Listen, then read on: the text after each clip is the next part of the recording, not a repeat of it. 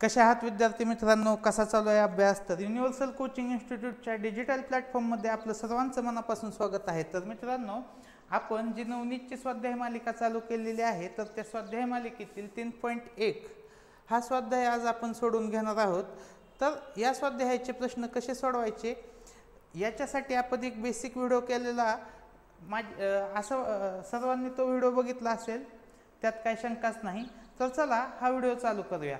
तर प्रश्न बघा, पुढीलपैकी कोणत्या संख्यांनी 1 ते 10 यांमधील मूळ संख्या व संयुक्त संख्या यांच्या बेरजेला भाग जात नाही?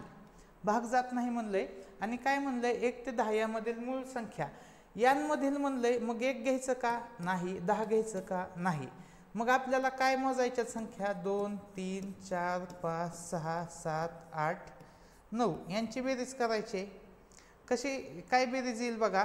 दोन पद्धतीने अशी पण बेरीज करू शकतो. ती बेरीज आली 44, किंवा जो आपण फॉर्म्युला दिलेला आहे क्रमवार नैसर्गिक संख्यांची बेरीज कशी करायची. तर पहिली संख्या 2, शेवटची संख्या 9 भागिले 2.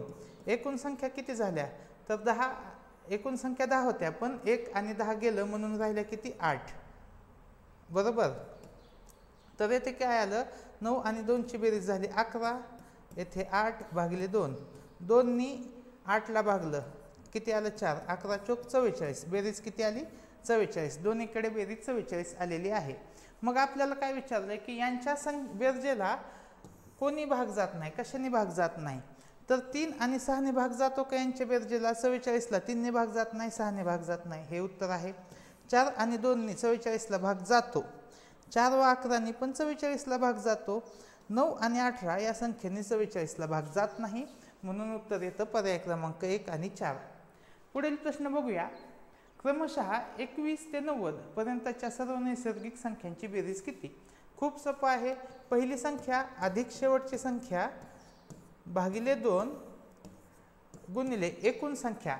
आता एकूण संख्या किती असतील? 90 आणि 21च्या मध्ये, तर त्या संख्या असतील 70. कसं काढायचं? तर 90 मधून 21च्या मागची 1 म्हणजे 20 हे वजा करायचं. येणारं उत्तर आपलं एकूण संख्या असतं. ठीक आहे. मग सोडवूया आपण. 21 आणि 90 यांचा गुणाकार किती आला? तर तो आला 21 आणि 90 यांची बेरीज किती आली? 111. आणि 2नी 70ला भागलं, किती आलं? 35. 111 आणि 35चा गुणाकार बघा काय येईल? 3 वेळा 5 अधिकचं चिन्ह 3 3 3, किती आलं? 8 8 8 आणि 3, 3885. पर्याय क्रमांक 1 आपल्या प्रश्नाचे उत्तर येईल. पुढील प्रश्न बघूया आपण. बघा, 1 ते 100 संख्यामध्ये जोडमूळ संख्यांच्या जोड्या किती आहेत? तर मला सांगा कोणत्या कोणत्या जोडमूळ संख्या आहेत? बघा, जो आपण एक्सप्लेनेशनचा व्हिडिओ दिलता, त्या एक्सप्लेनेशनच्या व्हिडिओमध्ये एक चूक झाली की 2 आणि 3 ही पण जोडमूळ संख्या तिथे दिलेली होती. तर 2 आणि 3 ही जोडमूळ संख्या नाही.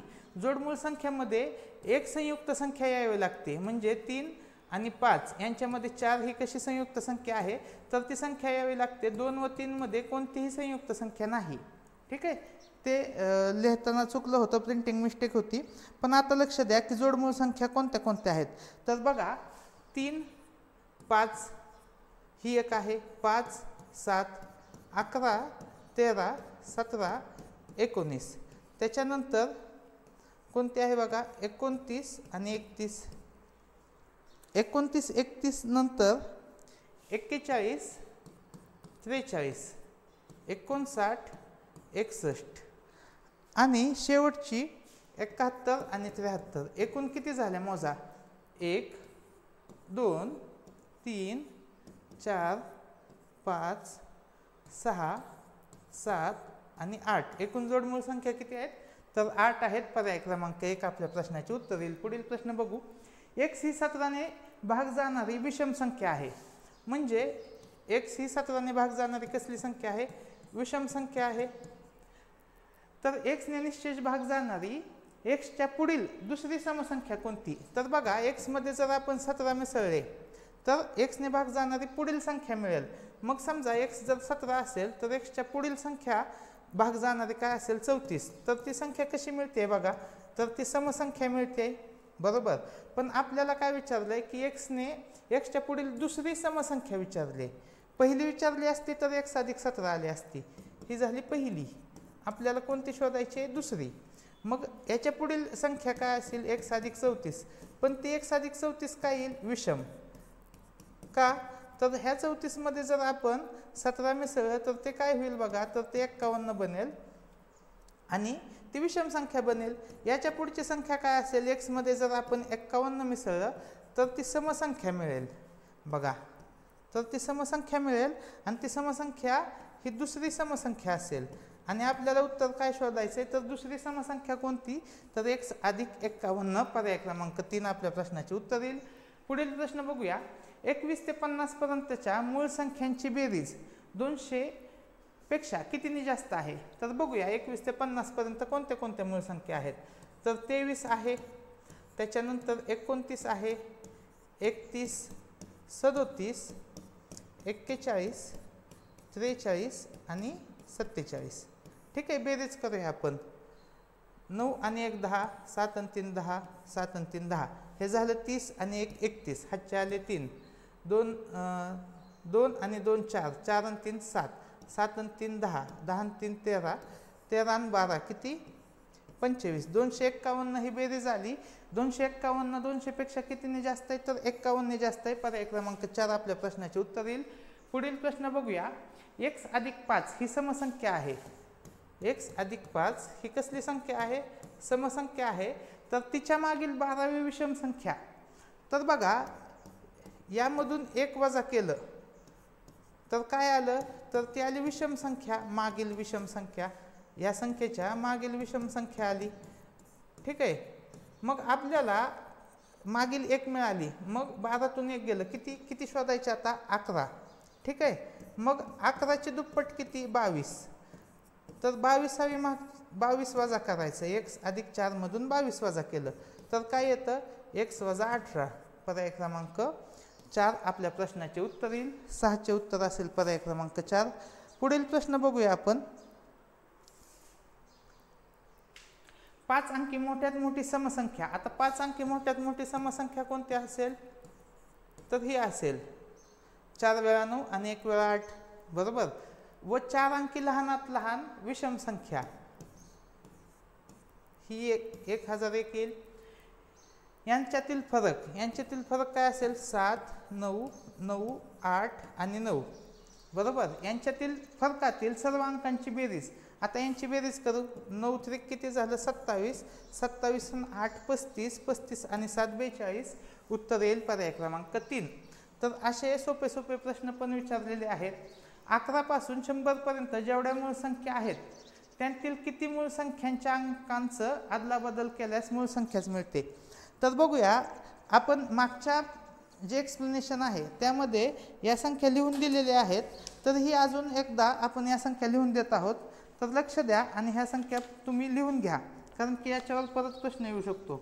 तर कोणत्या कोणत्या आहेत बघा. 11 आहे, 13 आहे, 17 आहे, 31 आहे, त्याच्यानंतर 37 आहे, 71, 73, 79 आणि 97. एकूण संख्या किती झाल्या बघा? ह्या 5 आणि ह्या 4 9. हे आपल्या प्रश्नाचे उत्तर येईल. पुढील प्रश्न बघूया आपण. तर पुढील प्रश्न आपल्या लेक्चरचा शेवटचा प्रश्न असेल. ठीक आहे, लक्ष देऊन बघा, महत्त्वाचे प्रश्न आहेत हे. 1 ते 100 मध्ये क्रमाने येणाऱ्या मूळ संख्यांच्या जोड्यांपैकी जोड्यांमध्ये 6चा फरक आहे. किती जोड्यांमध्ये 6चा फरक आहे? येथे किती असं पाहिजे होते? किती जोड्यांमध्ये 6चा फरक आहे? तर त्या आपण मूळ संख्या लिहून घेऊया. बघा 1 ते 100 पर्यंत मूळ संख्या लिहून घेऊया. तर त्या ह्या झाल्या 1 ते 100 पर्यंतच्या मूळ संख्या. आता बघूया जोडी. 2 आणि 3 मध्ये 6चा फरक आहे का? नाही. 3 आणि 5 मध्ये पण नाही. 5 आणि 7 मध्ये पण 2चाच फरक आहे. 7 आणि 11 मध्ये कितीचा फरक आहे? तर 4चा. 11 आणि 13 मध्ये 2चाच आहे. 13 आणि 17 मध्ये 4चा. 17 आणि 19 मध्ये कितीचा फरक आहे? 2चा. 19 आणि 23 मध्ये 4चा फरक. पण 23 आणि 29 मध्ये कितीचा फरक आहे? 6. बरोबर. हे पण येणार नाही. 29 31. 31 आणि 37 मध्ये पण 6चा फरक आहे बघा. 37 आणि 41 मध्ये 4चा फरक आहे. 41 आणि 43 मध्ये 2चा. 43 आणि 47 मध्ये कितीचा फरक आहे? 4चा. पण 47 आणि 53 मध्ये कितीचा फरक आहे? 6चा. 53 आणि 59 मध्ये पण 6चा फरक आहे. यामध्ये 2चा, यामध्ये 6चा फरक आहे 61 आणि 67 मध्ये. यामध्ये 4चा, यामध्ये 2चा, यामध्ये परत 6चा फरक आहे. 79 आणि 83 मध्ये कितीचा फरक आहे? 4चा. 83 आणि 89 मध्ये परत 6चा फरक आहे. तर फरक मोजून घेऊया किती वेळा येतोय.